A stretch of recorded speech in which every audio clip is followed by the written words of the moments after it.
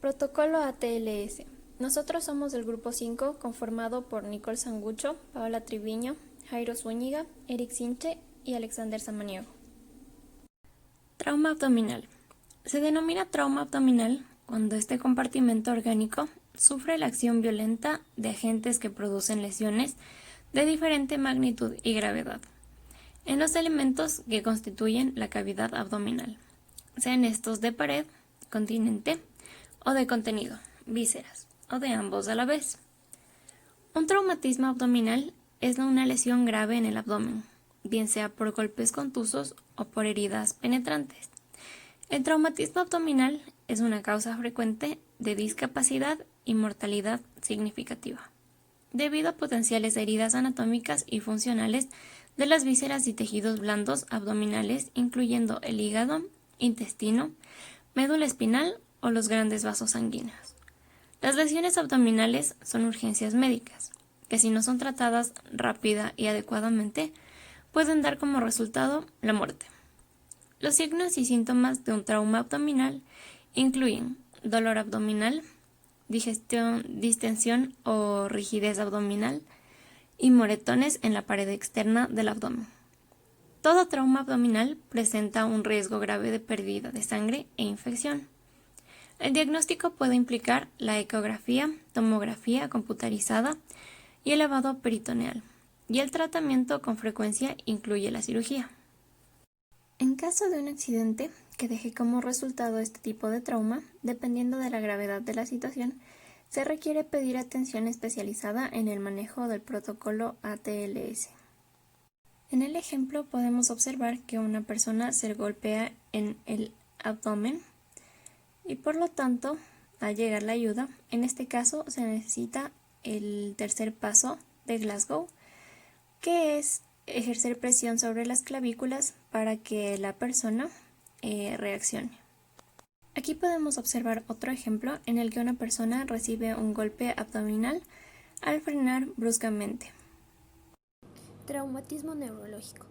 Es producto de un golpe, un impacto o un choque explosivo contra la cabeza o una lesión penetrante en el cráneo que interrumpe el funcionamiento normal del cerebro. Aquí vemos como una joven se resbala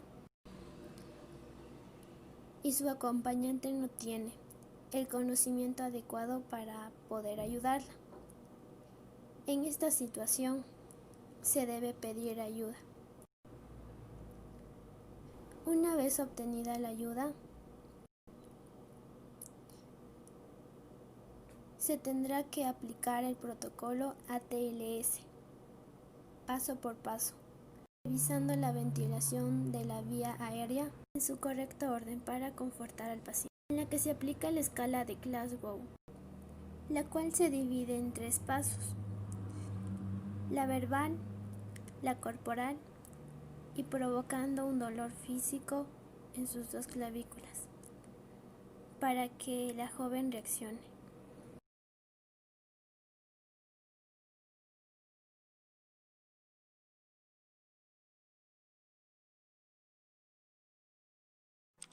Traumas en columna vertebral y médula espinal ATLS. Para el abordaje de este tema recordemos la anatomía básica de la columna vertebral, la cual se encuentra compuesta por 7 vértebras cervicales, 12 vértebras torácicas, 5 vértebras lumbares, 5 vértebras sacras fusionadas y finalmente el coxis.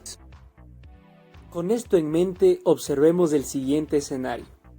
Aquí se puede apreciar un golpe en la columna vertebral, específicamente en la zona torácica, zona que no tiene mucha movilidad, por lo que generalmente la lesión se verá concentrada en la unión toracolumbar. En pacientes con trauma múltiple siempre debe considerarse la lesión de la columna vertebral, con o sin déficit neurológico, pues según las estadísticas, el 55% de las lesiones de la columna ocurren en la región cervical, el 15% en la región torácica, 15% en la unión toracolumbar y el otro 15% en la región lumbosacra. Las lesiones en la médula espinal pueden dividirse en primarias y lesiones penetrantes. Las primarias son generadas por rupturas mecánicas, compresión, contusión, rotación o abulsión de elementos neuronales. Estas lesiones producen fracturas o dislocaciones de las vértebras. Por otro lado, las lesiones penetrantes se dan debido a proyectiles de armas de fuego o armas blancas, que desencadenan en el desplazamiento de los huesos fracturados, causando así lesiones primarias en la médula espinal. Los médicos y el personal que atienden a pacientes con lesiones espinales deben saber y estar conscientes en todo momento de que la manipulación excesiva y la inmovilización inadecuada de un paciente con lesión de columna puede causar daño neurológico adicional y empeorar el pronóstico general del paciente. Al menos el 5% de los pacientes con daño medular comienzan a presentar síntomas neurológicos o empeoran los preexistentes después de llegar al departamento de urgencias. Esto debido a la presencia de isquemia o a la progresión del edema medular, pero también puede deberse a una inmovilización inadecuada.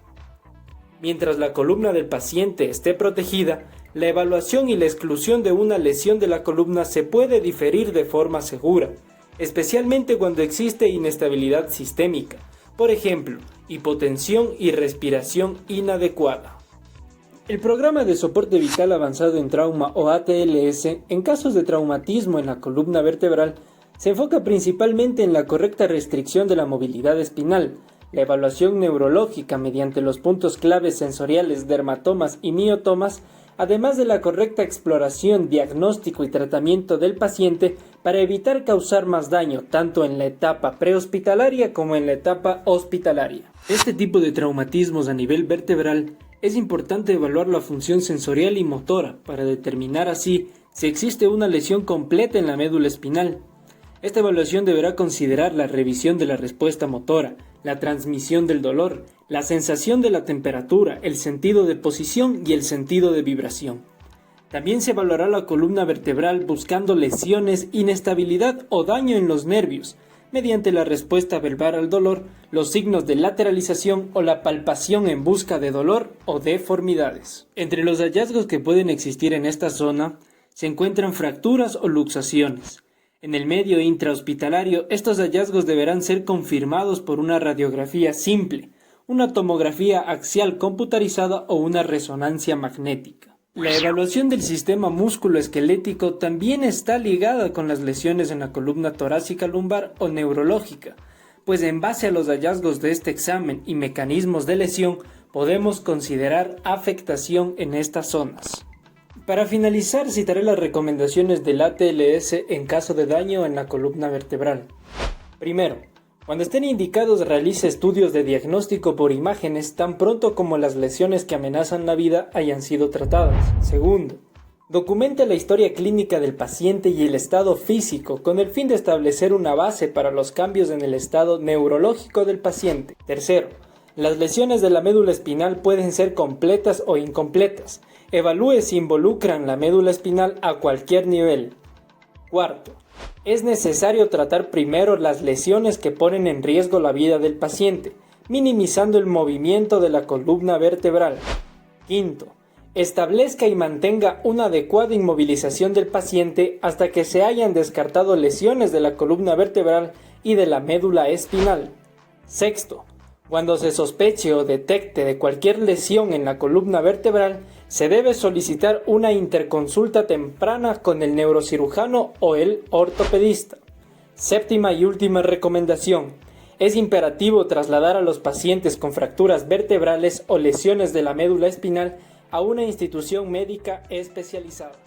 Mi nombre es Alexander Samaniego y les voy a exponer acerca del trauma torácico y qué acciones deberíamos tomar según el protocolo ATLS. Este tipo de trauma trata de una afectación a la zona del tórax, tanto en la parte interna como externa. Esto incluye los músculos, órganos y huesos que se encuentran adyacentes a esta zona. Las principales lesiones que se presentan son el neumotórax a tensión, neumotórax abierto, hemotórax masivo y taponamiento cardíaco. Para el siguiente caso tenemos a un adulto varón de 31 años que ha sufrido una caída desde una altura considerable pero que no presenta fracturas expuestas. Al percatarse que existe una persona herida y cerciorarse que no hay riesgos cercanos, lo primero que se tiene que hacer es llamar a los servicios de emergencia. Estos le brindarán instrucciones y enviarán una unidad médica en su apoyo. Una vez realizado esto, se deben utilizar las medidas de bioseguridad pertinentes para evitar contaminar las posibles heridas del paciente politraumatizado.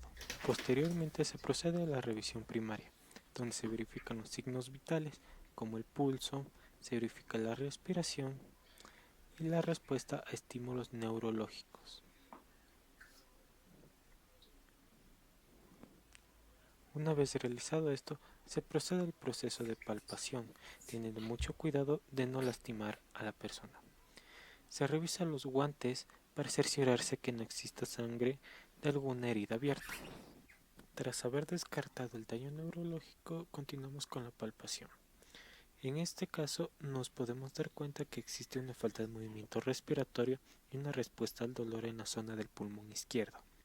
Al realizar un examen de auscultación, nos damos cuenta que existe una ausencia de ruido respiratorio y procedemos a revisar los grandes vasos como es la vena yugular.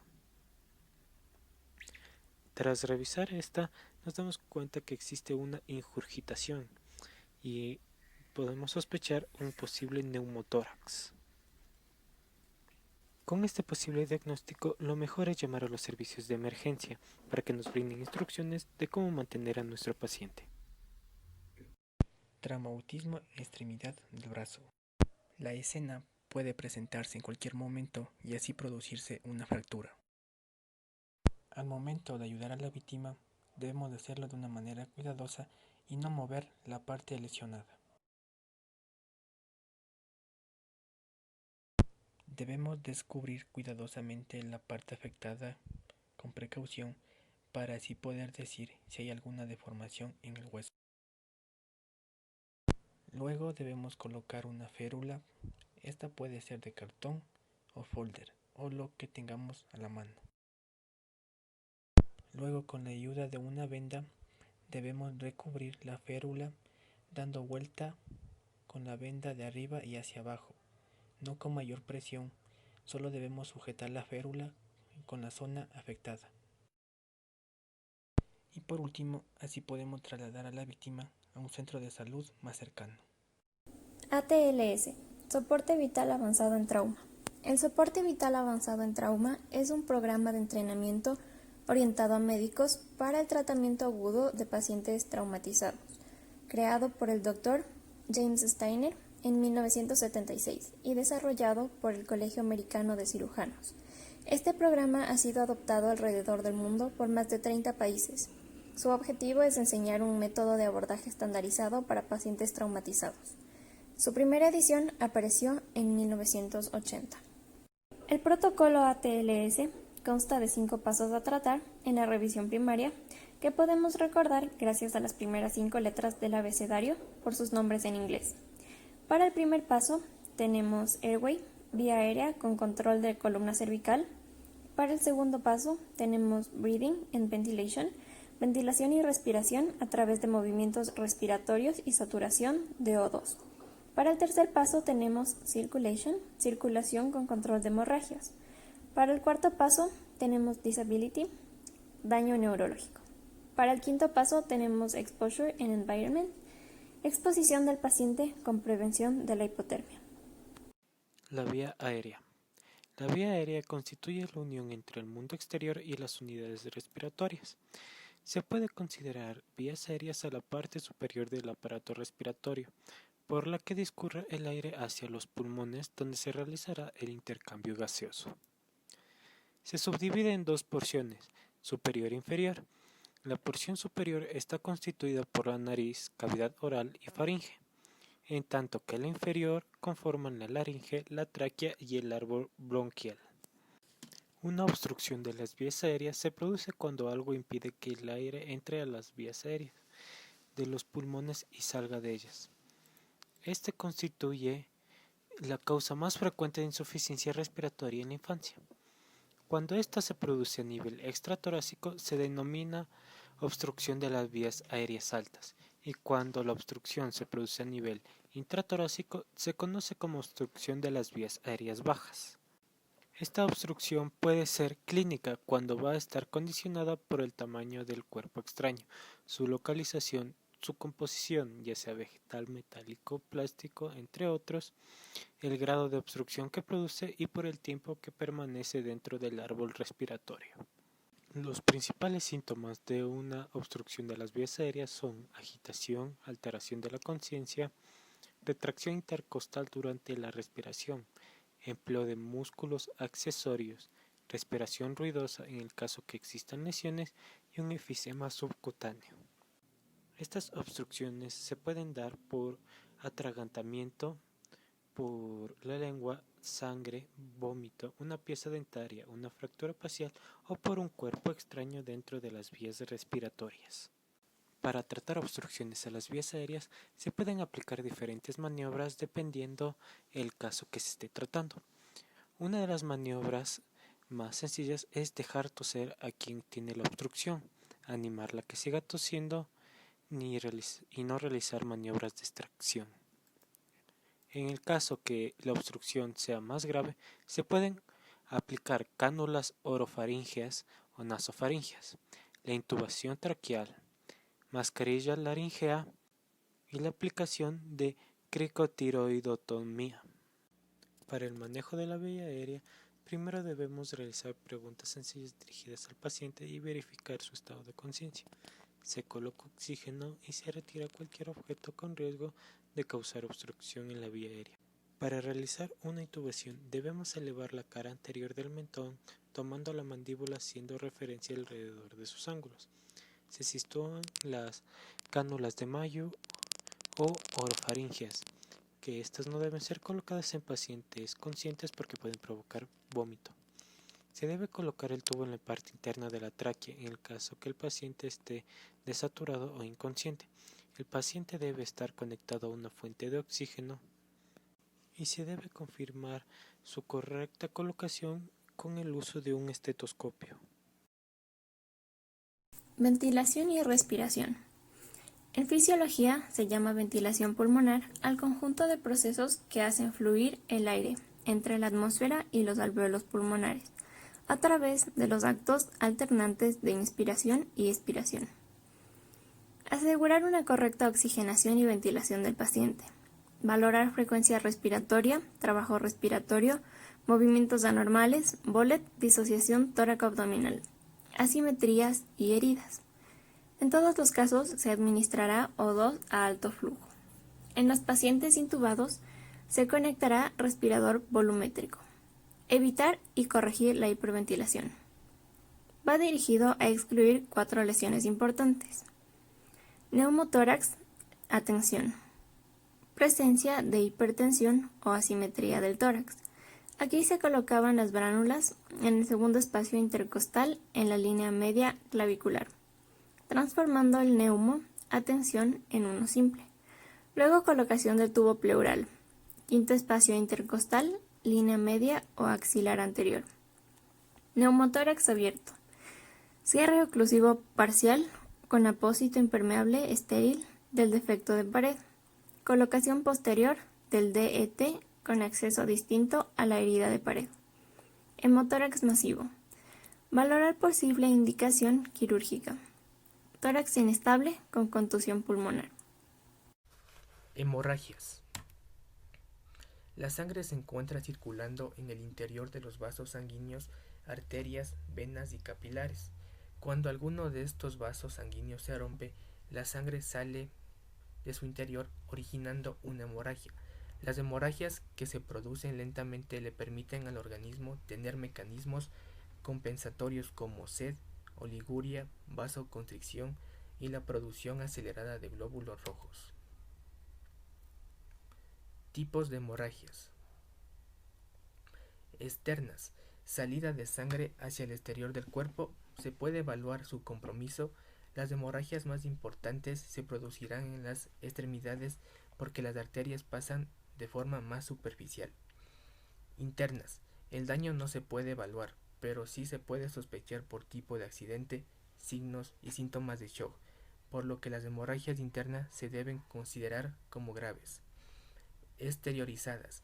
Se producen en el interior y toman contacto con el exterior por orificios naturales como oído, nariz, boca, ano o genitales. Su peligro no es la pérdida de sangre, sino la lesión interna, cráneo, vísceras, órganos. Tipos de hemorragias según el vaso sanguíneo afectado. Arterial. La sangre fluye bajo presión, es pulsátil, color rojo brillante, sale a distancia, es la hemorragia más grave. Venosa. Color rojo oscuro, brota sin fuerza, la sangre fluye continuamente. Capilares. El flujo es lento, en forma de gotas, son las más comunes y menos peligrosas. Consideraciones en el manejo de hemorragias. Primero, evalúe a la víctima la conciencia, respiración y pulso cada 5 minutos. Segundo, acueste al paciente y tranquilícelo. Tercero, mueva al paciente lo menos posible. Cuarto, proteja al paciente del frío o calor. Quinto, identifique el vaso del cual viene la hemorragia. Sexto, lávese las manos y protéjase las manos con guantes. Séptimo, saque o corte la ropa exponiendo el sitio lesionado. Octavo, controle la hemorragia con un apósito o paño limpio. Noveno, si cede la hemorragia, efectúe un vendaje firme que sujete los apósitos y a la vez mantenga una presión constante. Décimo, si la hemorragia continúa, se hará presión sobre la arteria. Décimo primero, se recurre al torniquete cuando han fracasado las medidas anteriores. Décimo segundo, con un paño y un palo, con ello se evita hacer nudos sobre la piel. Décimo tercero, cuando se realiza un torniquete es importante anotar la hora en que se coloca, mantenerla fría la parte inferior del miembro en que se ha puesto el torniquete, mediante hielo o bolsas frías. Décimo cuarto, no extraiga cuerpos incrustados. Décimo quinto, no utilice servilletas de papel o algodón para las heridas, puede causar infecciones. Complicaciones de la hemorragia. La hemorragia arterial es la más peligrosa. Si no se controla a tiempo, puede producir debilitamiento agudo, shock hipovolémico y paro cardiorrespiratorio o la muerte. Daño neurológico. La palabra neurológico viene del latín neurología, que es todo aquello relacionado con el sistema nervioso. ¿Qué es el daño cerebral? Es una lesión en el sistema nervioso central causada por una fuerza física externa o agente interno que imposibilita la realización de las funciones normales del cerebro. Tipos de lesiones cerebrales. Lesiones penetrantes. En este tipo de lesión, un cuerpo extraño, como por ejemplo una bala, entra al cerebro y causa daños a regiones específicas del mismo. Esta lesión focal o localizada ocurre a lo largo de la trayectoria de penetración del objeto. Los síntomas varían dependiendo de la región lesionada del cerebro. Lesiones cerradas de cabeza. Las lesiones cerradas son el resultado de un golpe en la cabeza, como por ejemplo, cuando la cabeza se da con el parabrisas o el tablero de manos durante un accidente de tránsito. Causas principales del daño cerebral. Accidentes cardiovasculares, conocidos normalmente como ictus. Son cuadros clínicos generados por la interrupción más o menos repentina del flujo sanguíneo en una región del cerebro. Tumor cerebral. Los tumores pueden destruir directamente las células sanas. También pueden dañarlas indirectamente por invadir otras partes del cerebro y causar inflamación. Anoxia cerebral. Afección del tejido cerebral debido a una falta de oxígeno, bien sea debido a un paro cardiocirculatorio, bien sea porque se produzca un fallo respiratorio súbito. Infección cerebral. La causa más frecuente es la infección por herpes virus. Este tipo de infección afecta a los lóbulos temporales y frontales de manera preferente. Los problemas de memoria y de lectura. Consecuencias. Las secuelas del daño cerebral son diferentes y heterogéneas y generan distintos tipos y niveles de discapacidad según la persona y la lesión, y se dividen en secuelas motoras, inmovilidad de diferentes partes del cuerpo, hemiplegia, trastornos de la marcha, trastornos del tono postural, temblores. Secuelas sensoriales, afectación o pérdida de la visión, afectación de la audición, afectación del olfato, hemiparesia. Secuelas orgánicas, traqueotomía, alteraciones respiratorias, problemas de control de esfínteres. Secuelas cognitivas, desorientación, problemas de atención, alteraciones en el nivel de alerta, trastornos de la percepción, alteraciones del lenguaje y la comunicación. Para tratar el daño cerebral, depende de múltiples factores como son la causa de la lesión, su magnitud, las regiones afectadas o la aparición de complicaciones secundarias, entre otras. En algunos casos el daño es permanente, en otros los tratamientos como la cirugía, medicinas o fisioterapia pueden corregir el origen de la enfermedad o mejorar los síntomas. Lesiones térmicas, hipotermia, ATLS. Los pacientes traumatizados también son susceptibles a la hipotermia. Cualquier grado de hipotermia en estos pacientes puede ser sumamente perjudicial. En ello se debe considerar que existe hipotermia cuando la temperatura corporal central sea menor a 36 grados centígrados e hipotermia severa cuando la temperatura corporal central sea menor a 32 grados centígrados. La hipotermia es común en pacientes gravemente lesionados, por lo que una pérdida adicional de la temperatura corporal puede limitarse únicamente con la administración de líquidos intravenosos y sangre calentados, con la exposición juiciosa del paciente y manteniendo un ambiente cálido.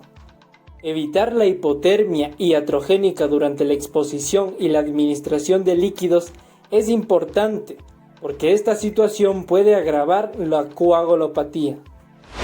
Los adultos mayores son especialmente susceptibles a la hipotermia, debido a la alteración de su capacidad de aumentar la producción de calor y de disminuir la pérdida de calor por vasoconstricción. Los niños también son más susceptibles debido a su incremento relativo de superficie corporal y fuentes limitadas de energía. El diagnóstico de la hipotermia se debe determinar la temperatura corporal central, preferentemente esofágica. Para el diagnóstico de la hipotermia se requieren termómetros especiales capaces de registrar temperaturas muy bajas. Entre los signos que pueden advertir de hipotermia se encuentra temblor corporal, incapacidad para hablar, movimientos torpes, comportamientos agresivos, alucinaciones o conciencia deprimida. En el manejo de la hipotermia se debe prestar atención inmediata al ABCDE, incluyendo el inicio de resucitación cardiopulmonar o RSP, y el acceso a una vía endovenosa si el paciente está en paro cardiorrespiratorio. Se debe prestar atención a identificar la presencia de ritmo cardíaco organizado. Si existe, es probable que haya suficiente circulación en pacientes con metabolismo marcadamente disminuidos y las compresiones torácicas vigorosas pueden convertir este ritmo en fibrilación. En ausencia de ritmo cardíaco organizado, se debería iniciar RCP y continuarse hasta que el paciente se haya recalentado o haya otras indicaciones para suspenderla. Sin embargo, el papel exacto del RCP como complemento del recalentamiento permanece aún controversial. Se debe prevenir la pérdida de calor retirando al paciente del ambiente frío y reemplazando las ropas húmedas con cubiertas calientes. Se deberá administrar oxígeno a través de una máscara con reservorio y el paciente deberá ser tratado en un área de cuidados críticos, siempre que sea posible, ya que se requiere monitoreo cardíaco. La determinación de muerte puede ser muy difícil en pacientes con hipotermia. Los pacientes que aparentemente han sufrido un paro cardíaco o muerte debido a hipotermia no deberían considerarse muertos hasta que se realicen todos los esfuerzos para recalentarlo.